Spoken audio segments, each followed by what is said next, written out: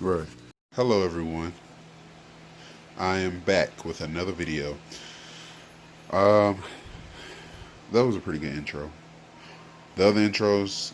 Have anybody ever done videos?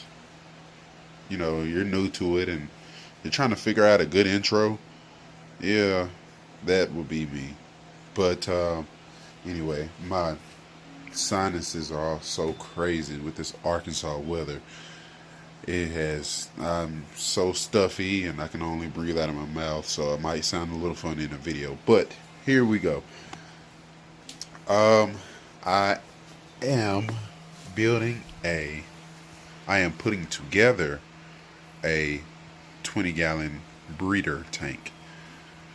And as you can see, I've painted the walls and the bottom of the aquarium white, simply because the fish that I'm going to be bringing in, the breeder pair, drum roll please, is none other than a discus breeding pair, proven discus breeding pair.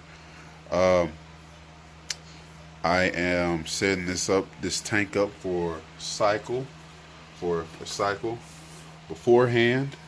To be honest, I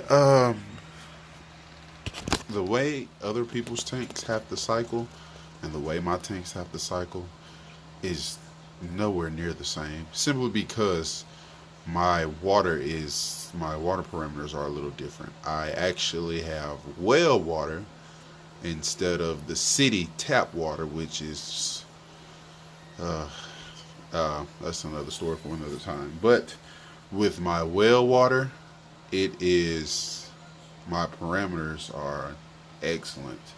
I've taken fish from me ordering fish to coming out of my local fish store, and when I tell you I've put water in the tank the day before and slapped those guys in there and haven't had a problem.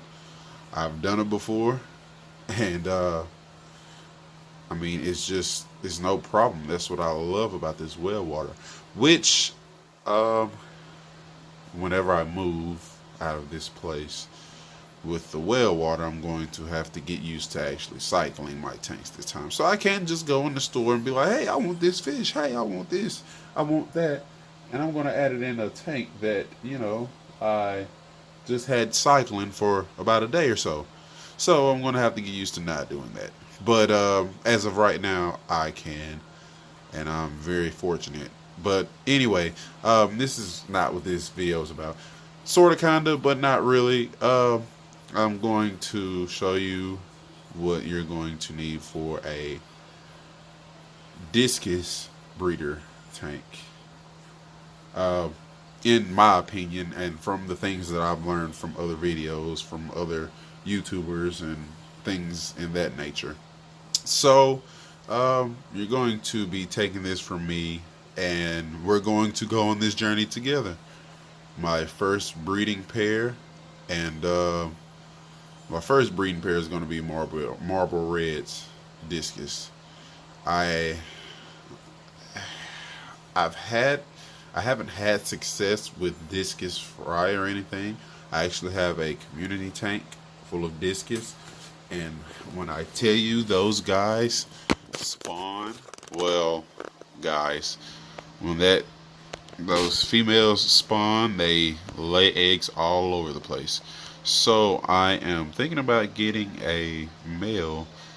Actually, it's a golden checkerboard. I'm thinking about getting a male and possibly bringing her in, uh, bringing him in and putting another breeder tank up. But first, I have to see how this pair works out to see if I want to continue to breed discus or if I want to just try it one time and give up. And the reason why I'm doing this, because I am actually sort of kind of addicted to this hobby. I'm going to tell you the honest to God truth. I am addicted to it. Uh, Right now, I have a total of one, two, three. I have a total of about 7 tanks up and running right now. Yeah, 7 tanks currently up and running. And I have 7 tanks, and this is going to be my 8th. And crazy to say, don't tell my wife, but I have more to come. I actually just built an aquarium rack. I've been wanting to do this. It's just for a 20 gallon and under, you know. Uh, I feel like I sound horrible in this video. I might do a voiceover or I might not. I don't know. But anyway, yeah, I'm going to show you that at the end of the video. So you guys just stay tuned. That actually needs to be painted because that's what this is going on. That's why right now it is on this 55-gallon stand. Excuse the doors. They are not even put on or anything. So I'm just currently using this right now because my rack is not done. It's done per se, but it's not painted. So to me, it's not done. As you can see, there's a lot of fingerprints on this, but I was using this as a test for my aquarium rack to make sure that everything fits properly, etc., etc. So yeah, it's gonna have quite a few fingerprints, and yes, I washed it out. That's why all the water is, you know, in there right now. So I'm going to fill this thing up with water, set it up, and clean it up, and have it looking great again. This is a brand new tank, 20-gallon tank. Painted it with the gloss white acrylic paint, and no, was it acrylic or latex? I'm going to grab it and look at it, and I'm going to let you guys know definitely which one it is. Anyway, here's the story. Here it is. I've done enough talking. So what I'm going to do in order to cycle it a little bit faster, I'm not going to keep this in here. This filter that comes with it, this top fan filter that comes with it, because this comes as a kit, I'm going to put that on there, let it cycle. I'm going to add a sponge filter. That is going to be my permanent filtration, my sponge filter. I am going to actually get a dirty sponge filter to help the tank cycle more. I'm going to take sponge filters out of my cichlid tank. Well, my African fry. My African cichlid fry. I am running out of room to put African cichlids. That is basically why I have so many tanks. I wasn't expecting to start breeding African cichlids. That wasn't my purpose. But the way things are going, I have one batch of fry that was like about 24. Then I had another batch of fry from the same female, a red zebra. That was 35 to 40. I haven't got a for sure count on that one. And now my Mbuna, my electric blue Mbuna, is carrying fry.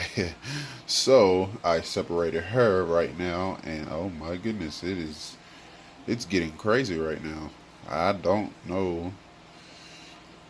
I'm gonna try. I guess I'll just try to.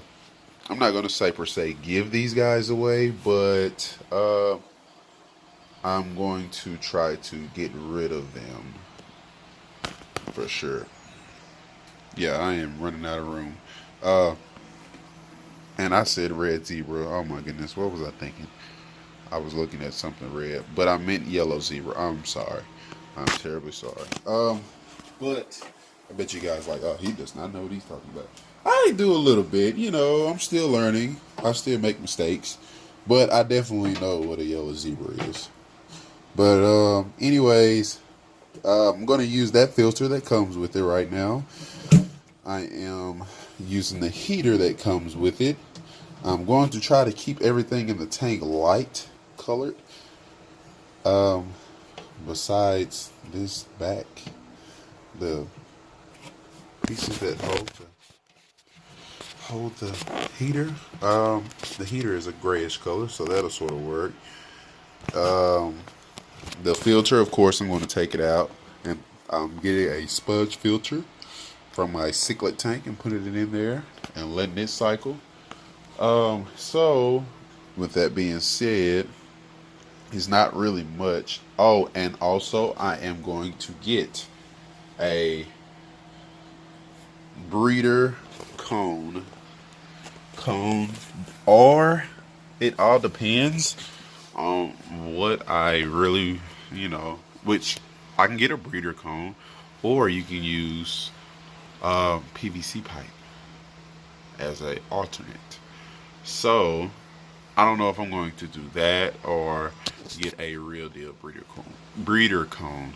I might get a breeder cone because it looks more professional. Of course, being that I'm going to do videos for you guys, I want you to. I'm not going to say feel like I am a professional because I'm not, but it makes me feel a little bit more.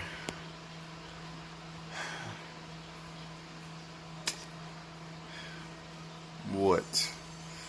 Makes me feel a little bit more, I guess, professional. I mean, try to build confidence in myself. Anyways, this video has been going on long enough, but basically, all you need is filtration, heater, thermometer, and of course, I got a hood that goes on it.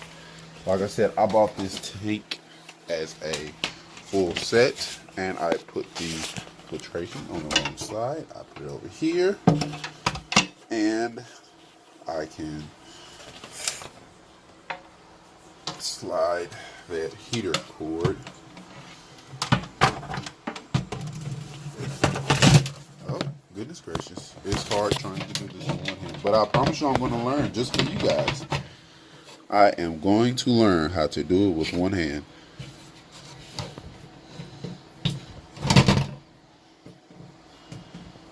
Let me see. Oh. Move this over here. Of course.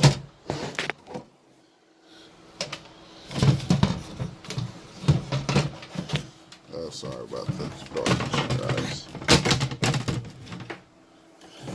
And the way that